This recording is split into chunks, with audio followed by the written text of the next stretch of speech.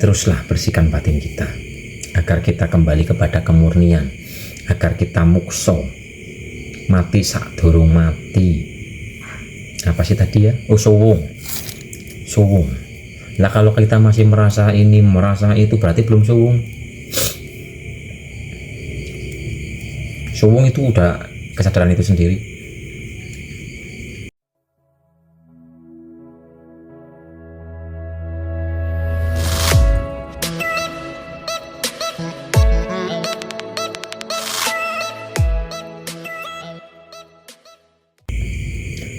Untuk menuju kekosongan atau suwung, Mas, ya terus bersihkan hati kita sampai kita benar-benar tidak ada yang namanya aja suwung.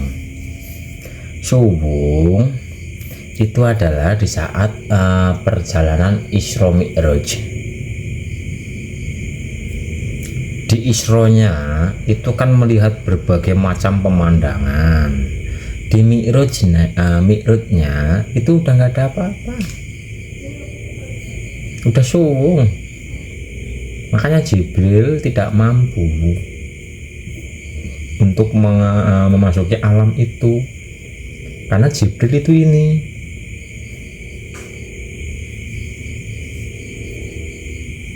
Dan untuk masalah suwung, terus bersihkan hati kita.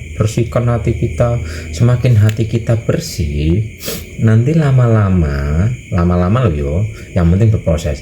Di saat kita membersihkan hati kita, nanti keakuan ini lebur, keakuan tidak ada. Semakin kita membersihkan batin kita, keakuan hilang, maka kesadaran tajalinya itu sedikit mengisi diri kita. Jadi ibaratnya gini loh, ibaratnya di saat kita membersihkan, kita melepaskan diri kita, dan ini kesadaran ilahi murninya masuk secara berlahan-lahan atau sedikit-sedikit. Sampai kapan? Sampai kita lebur totalitas penyaksian itu terjadi. Padahal penyaksian itu ya belum puncak, Bapak Ibu. Penyaksian itu baru awal. Makanya ma'rifatullah itu aslinya baru awal mula perjalanan menuju kepada hakikat kemanunggalan. Jadi yang penting terus bersihkan hati kita agar kita benar-benar suwung dari penyaksian, nanti lebur kepada kemanunggalan. Makanya kalau dalam sejarahnya Awaluddin ma'rifatullah, awal beragama adalah kenal dengan Allah. Setelah sudah kenal dengan Allah, kita harus menjaga kesadaran kita. Karena biarpun kita sudah mengenalnya, ini masih ada godaan-godaan dalam sistem tubuh kita. Itu masih ada sesuatu yang disebut dengan nafsu, yang sifatnya hanya untuk menguji, menggoda kita, apakah kita tergoda atau tidak itu. Makanya Awaluddin ma'rifatullah sampai apa? Sampai haji.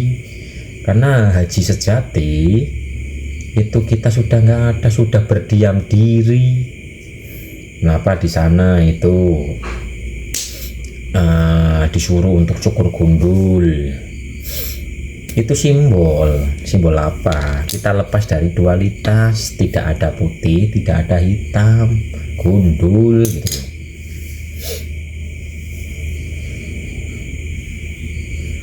Sampai akhirnya di sana sudah berdiam diri.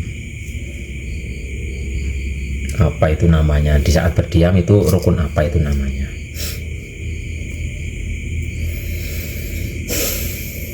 Oke, jadi dari ma'rifatullah sampai kepada wusul illallah gitu loh. Esa.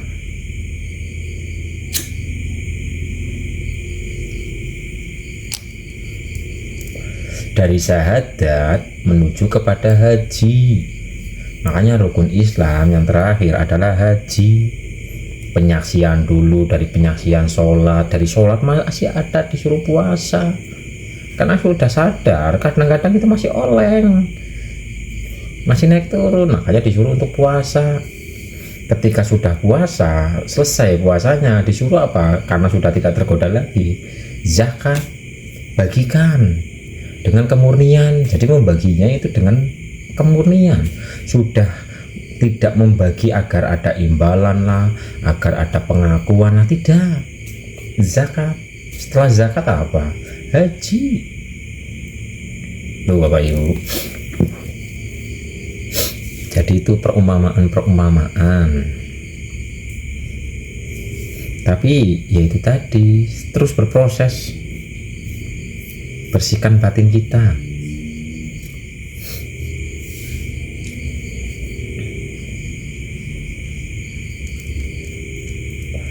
Ajak semua dalam diri kita berputarnya itu kepada Sang Sejati. Nah kita sekarang gini, kita seolah-olah kayak apa ya, kayak beribadah kepada Tuhan kita, tapi tujuannya itu muternya nggak kepada Dia. Ayo satukan putarannya ini untuk menuju kepadanya, bukan yang ini muter ke sana, yang ini muter ke sini gitu loh. Makanya satu putaran ke batin gitu loh. Kenapa tidak ke kanan? Kanan itu urusan dunia. Kenapa harus ke kiri? Kiri itu urusan batiniah. Ayo kita kembalikan semuanya kepada Sang Sejati, memutari kolbu mukmin Baitullah, Ka'bah sejati yang ada di dalam diri. Coba tengok masjid dalam diri kita ini, jangan-jangan masjidnya masih berantakan sekali. Ayo beresi.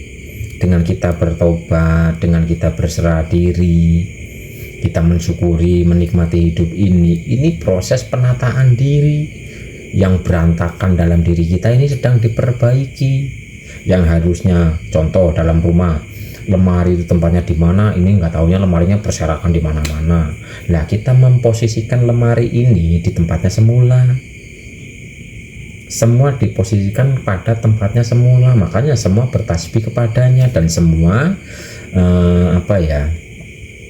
bekerja sesuai dengan dunungnya. Dalam diri kita ini pikiran, contoh nih, pikiran kita ini disuruh untuk berpikir tentang keilahian. Maksudnya apa? Disuruh untuk membaca ayat-ayat ilahi, bukan disuruh untuk memikirkan kekhawatiran besok mau gimana.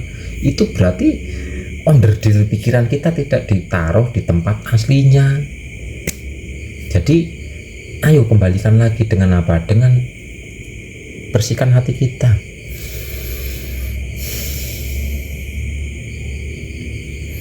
Bertaubat, berserah diri, bersyukur betul. Taubat, berserah, menjadi asyukur itu sendiri.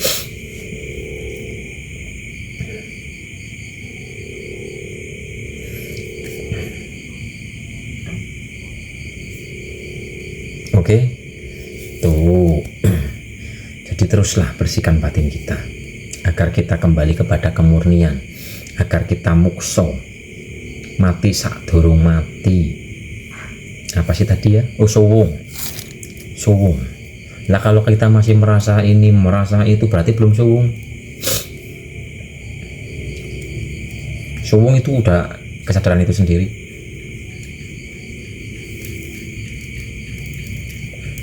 Apakah bisa dipahami Bapak Ibu?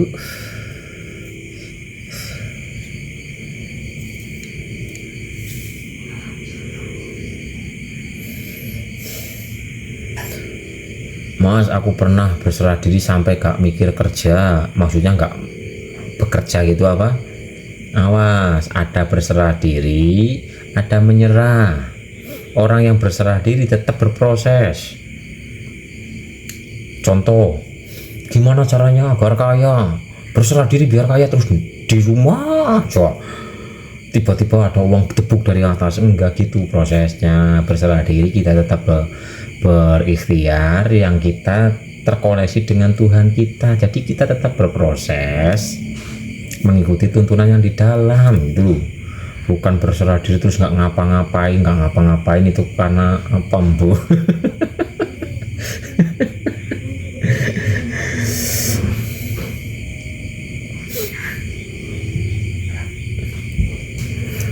Iya bener itu Kang, saya itu itu namanya apa ya, angen-angen, bukan berserah diri, tapi terlalu tinggi angen-angennya. Kun fayakun ilahi itu nggak ujuk-ujuk gedebluk gitu, enggak. Tuhan menciptakan alam semesta ini juga 6 masa kok. Sedangkan 6 masa ini hitungannya mungkin ya miliaran tahun atau tak terhingga tahun, sehingga menjadi kesempurnaan ini. Nggak kun fayakun ujuk-ujuk gedebluk, enggak. Di ayatnya ada Tuhan menciptakan alam ini itu dalam 6 masa. Nggak 6 masanya adalah berproses.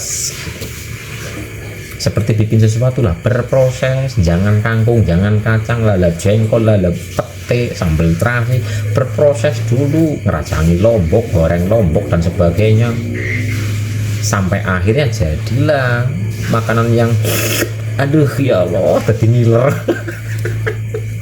Jadi nikmati prosesnya, jalani, nikmati, bersyukuri. Gitu Bapak Ibu. Menuju kesombongan sejati itu berproses, nggak barang ujuk-ujuk. Berserah itu tadi berproses, nggak ujuk-ujuk. Jadi berserah itu hubungannya dengan rasa, dengan kesadaran yang selalu terhubung dengan Tuhannya.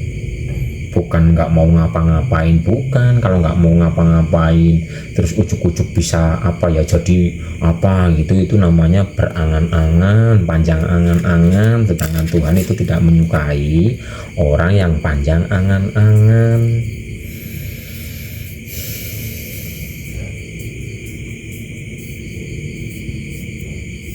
Gitu Bapak Ibu.